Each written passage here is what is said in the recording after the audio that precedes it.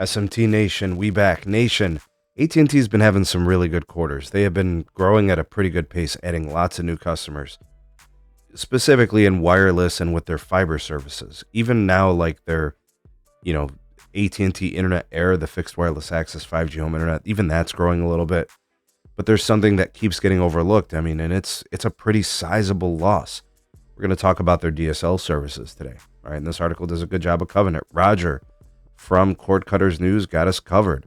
All right, so I'll be sure to link that for you in the description. The article can be found there. Ways to support us. You guys can like and share this content. Subscribe for more if you're new. Turn on the bell notifications icon to never miss an upload. And if you want to help us out directly and support the content here on the channel, there's ways to do that. They're all in the description. All right, folks. So these losses, right? That's a lot, man. But they have been growing, right? And that's what seems to outshine a lot of those DSL customer losses. Okay, so you got 273,000 fiber customers that were added during Q4 of 2023. And, you had, I think it was like 450,000 wireless customers. Or no, it was like 540,000 wireless customers. So like they were growing in all these segments. But their overall growth, when you take into account the DSL losses, their growth is only 19,000.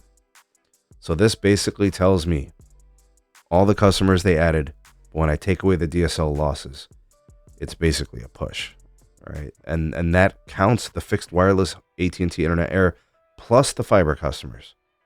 Okay, so this is not something that's new. AT&T has been losing customers on DSL as they have actually expedited that process. They've been cutting off DSL all over the country, and they've just discontinued the service. The cost of operating it, maintaining it, just not worth the return, and AT&T is just cutting bait. They're just bailing on it. So while everything may seem rosy and fantastic at AT&T with respect to their broadband business, yes, there are many good things. That is not one of them, folks. You are losing a lot of customers on DSL, and those customers, not all of them are retained. Some of them may qualify for the 5G home internet, AT&T Internet Air. And some people have reported like horrible experiences with the Internet Air.